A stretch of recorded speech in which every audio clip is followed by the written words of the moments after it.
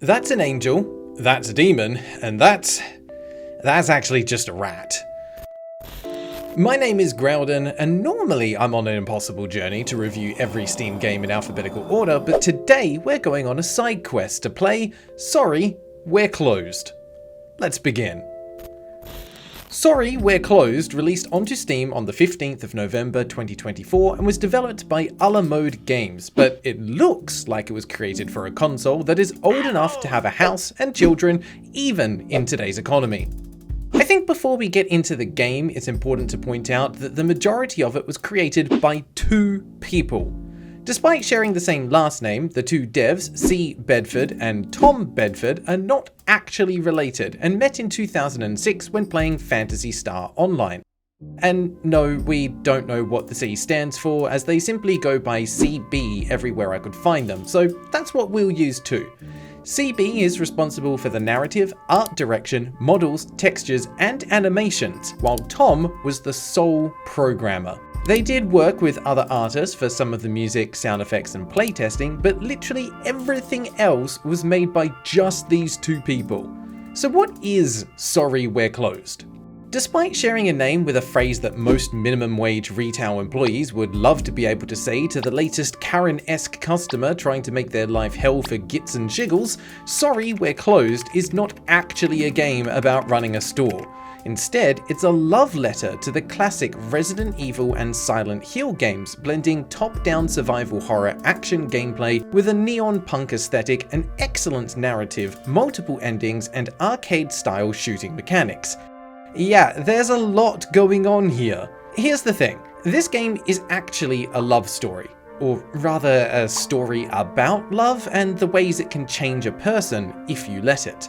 There's an ongoing war between angels and demons which most people aren't aware of, and in the aftermath of recently breaking up with your longtime girlfriend, you find yourself at the center of attention in both of these worlds. Duchess is looking for love, and she thinks, no, she demands that you give it to her. Any sane person would know that threatening someone to love you is unlikely to end in success, because if Disney movies have taught me anything, it's that love has to be freely given, not forcibly taken. Evidently, Duchess had a sheltered childhood. In a nutshell, Sorry, We're Closed follows the story of Michelle as she attempts to navigate this new world, learn to use her new powers, and use her influence to either fix or sabotage the relationships of those around her, each of whom has their own motives and use for Michelle in their grand plans. But let's not get too ahead of ourselves just yet. Of course, I have to mention the incredibly stylish main menu and the fact that the settings are not only comprehensive from a graphical and audio viewpoint, but they actually included a wealth of accessibility options, such as turning off camera sway, toggling aim assist, or just straight up enabling an infinite healing item to make the game easier for people that just want to experience the story. After beginning the game, you'll be introduced to Michelle's apartment and the surrounding area, as well as a handful of characters like Marty, the owner of the local record store and resident demonologist, Darrel, owner of the local bar and resident jerk, and Robin, your old friend and resident demon. One of the first things you'll notice is how amazingly stylish and detailed each of the character portraits are, as they are just dripping with personality, and the low poly 3D models match perfectly. I also love the contrast between the bright, vibrant characters and the often dull and flat backgrounds. Don't get me wrong, there's detailed environments here to be found when it matters, but this feels as though it's intentionally crafted in order to let the characters and their stories shine as the main focus of the game. As for our main character, Michelle was recently dumped by her now ex-girlfriend and star of the hit TV show Dying Petals, and has been living in a bit of a slump ever since. That was 3 years ago. You might say she's not taking it too well. And this is where the horror begins. No, it's not from how crushingly relatable these emotions can be, but from the literal sleep paralysis demon that visits Michelle while she's sleeping. This is Michelle's first encounter with Duchess, and it leaves her with a literal third eye and the ability to see between worlds. That covers the general setup for the plot, and in the interest of remaining spoiler-free, I won't be discussing specifics any further, as the story is the main draw after all. From a gameplay perspective, your time will be split between exploration in the apartment area, the streets and the shops outside, and Duchess's Demon Hotel, where she has magical doors that link to the rooms of those she has taken a romantic interest in, and action-oriented sequences that see Michelle exploring various abandoned facilities, defeating monsters, solving puzzles, and fighting for her life against giant bosses.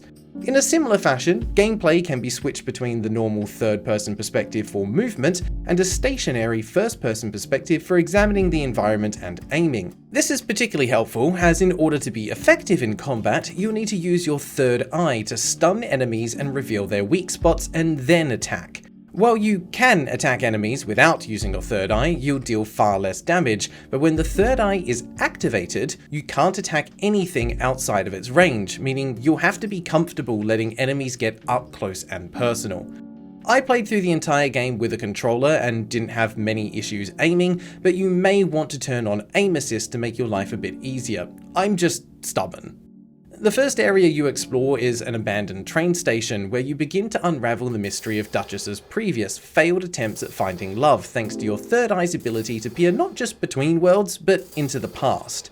It's here that you'll find your first weapon, an axe, as well as a pistol a little later on. Ammunition is fairly limited, and there isn't a way to replenish it other than finding more as you explore. There aren't any shops where you can restock on supplies. That said, after finding the pistol, I almost exclusively used it, other than a few times where I used the axe to deal with a few weaker enemies, and I didn't run out of ammo. Stronger enemies require multiple shots to be killed, and the weak point moves after each shot.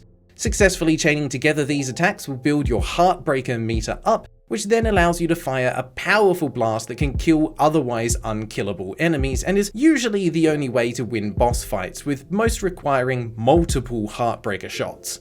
While I would say that the general exploration mechanics, usually involving finding specific items to use in the correct locations and performing some simple puzzle solving, is fairly well put together, if not particularly challenging, the boss fights are a bit basic and repetitive. They have fairly simple attacks and a limited variety of them, so once you've learned the pattern, it's just a matter of building the combo to use the Heartbreaker and repeating until they run out of health. From a visual standpoint, they're great, often towering over Michelle and being exactly as intimidating as a boss fight should be, but still left me with the feeling of, oh, was that all? I think if the fights were a bit more dynamic with the arena changing, or at the very least the weak points changing after landing a Heartbreaker shot, it would feel more challenging and satisfying to beat. Take the first boss as an example, this giant rat monster you fight while on a moving train. You have to walk the length of the carriage to get here, so imagine if after every Heartbreaker shot you landed, it charges the carriage that you're in, forcing you to escape backwards into the previous one, which will have a different layout, forcing you to adapt how you dodge the incoming attacks. Ultimately, the boss fights worked well, but didn't leave me feeling as wowed as I had hoped. Things escalate from here in a pretty satisfying way, with the monsters, puzzles, and areas increasing in size and complexity. Between these exploration moments, you'll not only progress the main story, but also the side stories of the other characters you encounter. The choices you make will open up alternative endings to the game, or in some cases, close them. I like this, as it encourages multiple playthroughs, and this is reinforced through a new Game Plus mode that allows you to replay the story with your weapons and skills already unlocked. It took me about 7 hours to complete my playthrough, and while I personally didn't feel the need to go through a second time, I can absolutely see why people would. The characters are really interesting, the possibilities for the alternative endings are varied, there's hidden secrets to uncover, and it's simply a fascinating world to be a part of. I mentioned the first person mode earlier, and while it's obviously necessary from a gameplay perspective, I honestly really enjoyed it simply because it allowed me to stop and soak in the ambience and details of each environment. There are plenty of little details to uncover, and it made me wish that it was implemented for more than just combat, such as, being able to spot clues, read notes, or even interact with other environmental objects. It's a world that has a lot of depth to it and just begs to be explored, so it's a shame there isn't much of a reward for doing so. It's got the type of care put into its world that you can't help but feel attached to the characters in it. Just be careful, because not everyone will have a happy ending.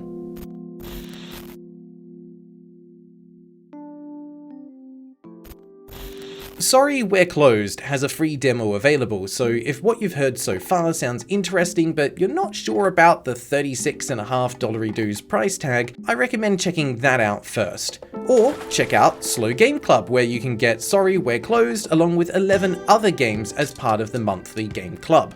I'll admit that I wasn't sure I was going to like this game going into it, as I'm not a fan of horror games.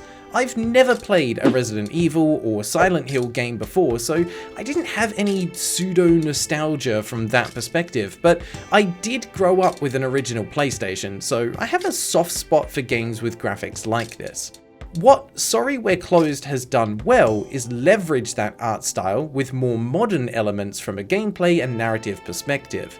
You'll still be dealing with save points and a slightly clunky inventory system though. For example, if you need to use a key on a door, you can't just interact with the door and have the game realize you're carrying the key. No, you have to open your inventory and use the key manually while standing in the appropriate place, then select the dialogue option to actually use it, as if digging through your inventory in the first place wasn't confirmation enough.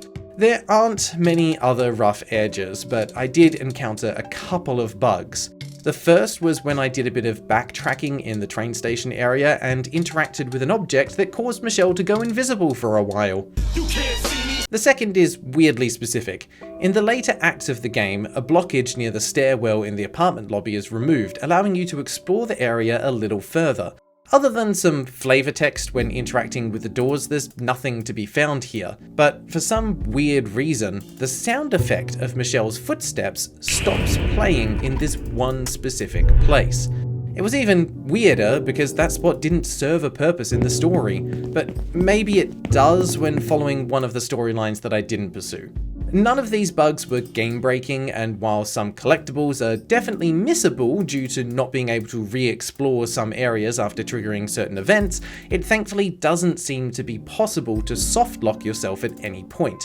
Sure, if your aim is terrible, you might run out of ammo, but you always have the axe as a backup weapon. Fights will be harder, sure, but even the boss fights seem to be possible with just the axe. Ultimately, I feel that Sorry We're Closed has incredible identity, good storytelling, game mechanics and level design, but some iffy moments with the pacing. It'll likely be a subjective issue, but I personally felt that some of the impact of the plot-relevant choices are lost due to the short duration of the game. Towards the end, you'll need to decide what to do about Duchess, but there's no option to test the waters. You're forced to fully commit in one direction or the other. Sure, there's probably some symbolic thing going on that went over my head, but for a game about relationships, they seem to completely disregard the common route of taking things slow. Still, I can see and respect the artistic vision, even if it didn't quite stick the landing from my perspective. It's still a solid experience from start to finish, and a world that I'd love to spend more time exploring. So here's hoping that Other Mode Games feel sufficiently motivated to make another game in this universe in the future. So that's why my final score for Sorry We're Closed is a bottle of water out of 10. It's a classic look and feel, but this one is particularly refreshing. Oh, and I'll be giving away a copy of Sorry We're Closed over on our Discord after this video goes live, so make sure to check it out and enter the giveaway. Thank you to all the Crusaders and Templar Knights for supporting the channel and making videos like these possible, especially the Noble Knights, Azazel, Dados, Kartoffeljäger3, Niggy Malevolent, Chef_, and The Crabs. And an extra special thank you goes to our 4 Knights of the Holy Grail, Ashley Walks, Automatistic, Freaky Feline, and Matey8. If you'd like to support the channel, check out the membership options below, or just remember to like and subscribe, that helps too. Make sure to check out Slow Game Club to get your hands on more games like these, and I'll see you next month with another game. Until then, take care.